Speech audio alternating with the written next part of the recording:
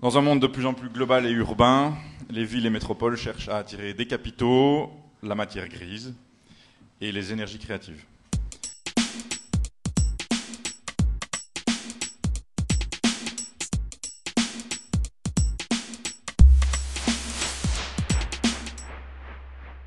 Ce qu'on a souhaité faire, c'est regarder pour finir les stratégies des villes sur un échantillon de villes mondiales, une petite cinquantaine de villes dans le monde, et d'essayer d'en tirer des enseignements pour voir dans quelle mesure il y avait un lien entre la dynamique et l'intensité culturelle d'une ville, ou d'une métropole, ou d'une zone urbaine, ça dépend un petit peu des cas, et la performance économique de ce même territoire, qui résulte ou pas d'ailleurs de l'intensité culturelle de la ville.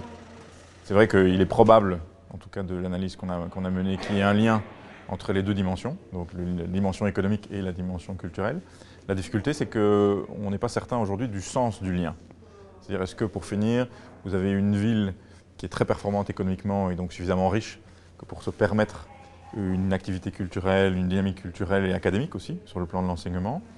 ou bien est-ce que vous avez, pour finir, la performance économique qui est le résultat d'une activité culturelle et donc elle tire les bénéfices. Et en fait, en fonction des cas, on se rend compte que le lien de causalité va dans un sens ou dans l'autre. Prenons l'exemple d'Essonne, Ruhr 2010. C'est une des villes du panel, donc, qui se retrouvait dès l'année dernière dans ce qu'on appelle ces villes qui ont lancé des initiatives et qui sont émergentes. Alors on est sur des échelles de temps qui sont très longues, comme l'indiquait Vincent, on est sur plusieurs décennies pour obtenir des résultats. Mais ce qui est assez emblématique, c'est de voir comment cette initiative en Allemagne est allée bien au-delà d'une seule ville, mais de tout un territoire, la Ruhr, une cinquantaine de villes, de communes, et comment on s'appuie sur la valorisation d'un patrimoine industriel, de talents locaux, pour redorer son image, pour rayonner autrement et se repositionner autrement. C'est ce type d'analyse que nous avons mené dans l'étude pour justement conforter des choix de dirigeants au niveau régional, mais aussi dans le cadre des partenariats publics et privés qui financent ces opérations.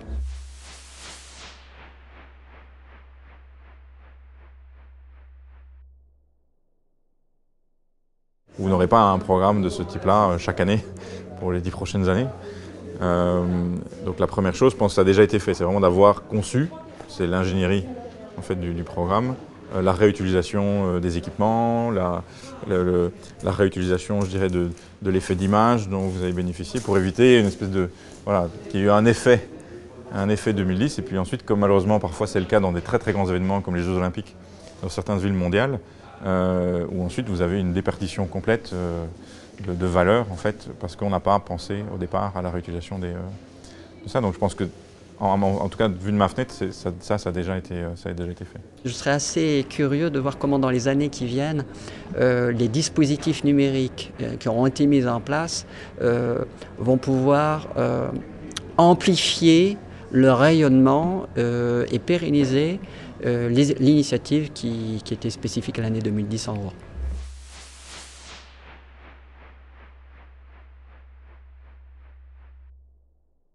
La programmation d'un spectacle en Avignon ou à Essen, par exemple, donc, peut trouver une résonance considérable dans la diffusion avec l'usage du numérique. L'impossibilité pour le reste du monde de venir sur place est largement compensée aujourd'hui par la possibilité d'accéder au contenu, ne fût-ce que par la discussion qu'on a aujourd'hui sur votre Web TV ou demain sur la rediffusion d'un des spectacles ou une expérience unique que vous allez proposer, où vous pourrez être à Essen sans être à Essen. Le numérique a donné accès ou donne aujourd'hui accès à des œuvres, on peut penser à des œuvres littéraires par exemple, pour citer cet exemple-là, qui n'auraient pas trouvé de public autrement que par ce biais-là,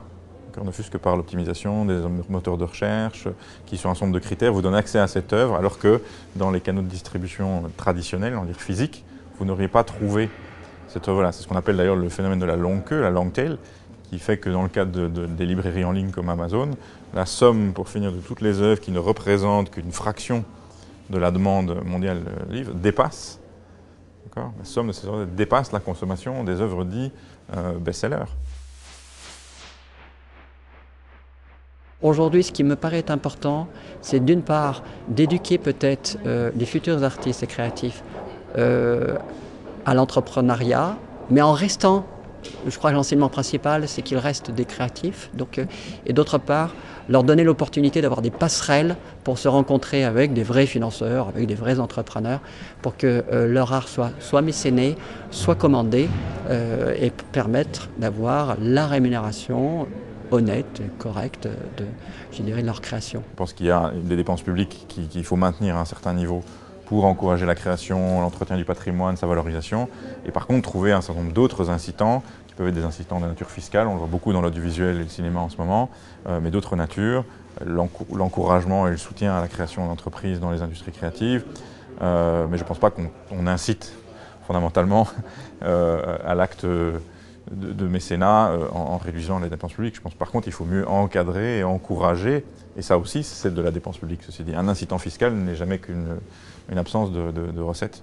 pour l'État. En période de crise, on peut faire des choses même quand on n'a pas de budget pour pouvoir faire. Il y a le pouvoir régalien pour aussi inciter, et puis il y a le pouvoir de mise à disposition des lieux, donc à titre gracieux par exemple.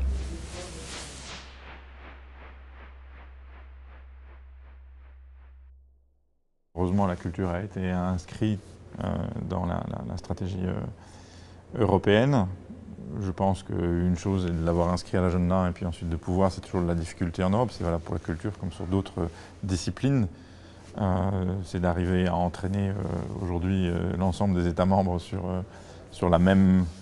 logique. En l'occurrence, à titre professionnel, ce qui nous intéresserait, c'est que l'Europe se préoccupe de la mesure,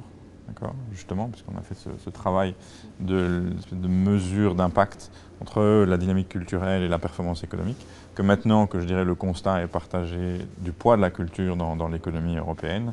l'Europe qui dispose d'ailleurs dans la plupart des cas des outils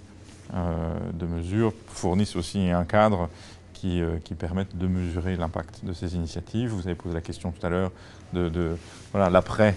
Ruhr 2010, afin d'éviter que chaque État membre ou que chaque ville qui mène des initiatives développe son propre outil ou sa propre mesure.